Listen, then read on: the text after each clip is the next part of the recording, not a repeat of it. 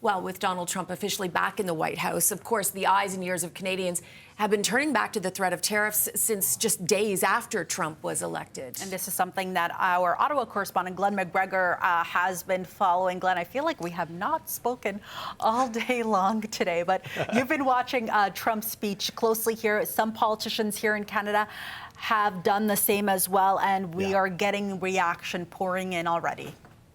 That's right. And the Canadian federal government has been waiting for over a year for this day, preparing for it. And of course, that effort kicked into high gear on November 6th when Trump won the election. And then again, when he posted that message on Truth Social, threatening to put these 25% tariffs on Canada and Mexico on the first day of his presidency, which is today, and they didn't come. What we hear now, there's no mention in the speech that he gave right after his inauguration about Canada, which I think is a good sign, because the things he was mentioning were his priorities, mostly immigration, crime, security, that kind of thing, talking about the emergency, national emergency, that is the southern border with the United States, talking about sending troops there, but paying much less attention on the economic side. He did mention tariffs in his speech, talking about this new department he is creating, the Department of External Revenue, as opposed to the Department of Internal Revenue, which collects tax dollars from working Americans. The Department of External Revenue would collect tariffs from other countries, and he spoke about that. He also spoke about, and I think this is important for Ontario, he also spoke about the auto sector and how he wants to see, I mean, he's said this in the past, how he wants to see Americans driving only cars that are made in the United States, in Detroit, not presumably in Windsor or Oakville, Ontario, trying to repatriate that industry. Today, slightly different language. He says you're going to be really amazed at how many cars we make in the United States. And of course, the auto sector is really heavily integrated across the Ontario Michigan border, parts crossing back and forth constantly throughout the day. I think something, the figures like the average car has the parts have crossed the border something like 6 or 7 times before it shows up on the dealership lot. So that is a little bit of an area of concern. Now, we are getting reaction, though, from Canadian politicians to what they heard and, more importantly, what they didn't hear.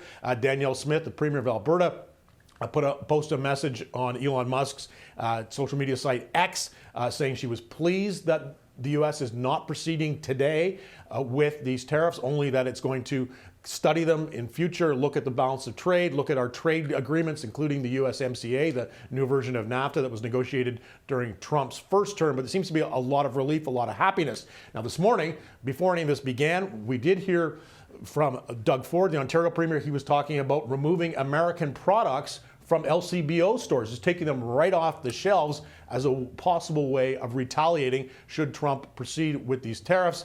Now, a little slightly different tone. Let's hear what Doug Ford had to say about the inauguration. We're just going to continue voicing, our outrage, if I can call that outrage, how the president is attacking his closest friends and allies. He wants to undermine us any which way he can. He wants to take jobs away from Ontarians. He wants to attract businesses from Ontario to come down to the United States. And I'm going to use every tool in our toolbox to make sure that I protect the people of Ontario. So still a very combative tone from Doug Ford, who really has been kind of the Captain Canada in this role, because over the past couple of weeks, the Prime Minister has essentially now become a lame duck as he intends to resign his position on March 9th while the leadership race is going on. We haven't heard a lot from the federal government yet, and the Cabinet today is meeting in Montebello, Quebec. That's about an hour and a half on the Quebec side, east of Ottawa. They're going to be doing a 2-night retreat there, or 1-night retreat, 2-day retreat. And we expect to hear possibly from Dominic LeBlanc, the finance minister, who has been kind of front-facing on all these issues with the United States, and possibly as well from Melanie Joly, the foreign minister, and maybe the prime minister himself. We don't know yet. They're still trying to figure out who is going to give the official Canadian reaction. We should see in the next hour or two Canada's response to this decision by Donald Trump to, rather than impose those tariffs, to kind of defer this, refer to some of his bureaucrats, his trade officials, to study the relationship with other countries, including Canada, and take a closer look at the USMCA, which we know is up for renegotiation in 2026 anyway.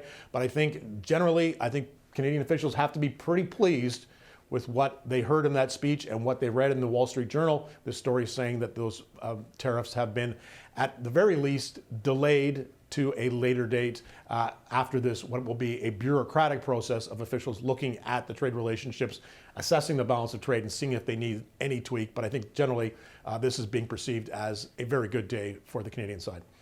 Perhaps, yes, Glenn, but certainly not from Doug Ford's perspective. Now, is he just laying the groundwork for an earlier election, or does he have a lot to be worried about here in Ontario?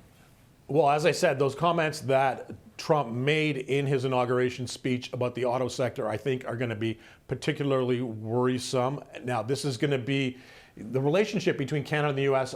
in the automotive sector is long-standing, and it's complicated, heavily integrated. All goes back to an agreement called the Auto Pact in the 1960s. This predates by many years our free trade agreement with the United States and then the NAFTA agreement with Mexico. So this is going to be a very difficult one to kind of unwind. If Trump really wants to target the auto sector, he's going to get a lot of pushback from the big automakers, the auto giants, who are not going to want to move production facilities out of Canada back into the United States. But I think if there's any kind of silver lining in this too, is this how focused the speech was on other issues. It's clear that Trump believes that the number one issue facing his country is economic threat of unchecked immigration and the need to get undocumented immigrants out of the country. That is going to be a big effort for him. He's going to spend a lot of political capital on this.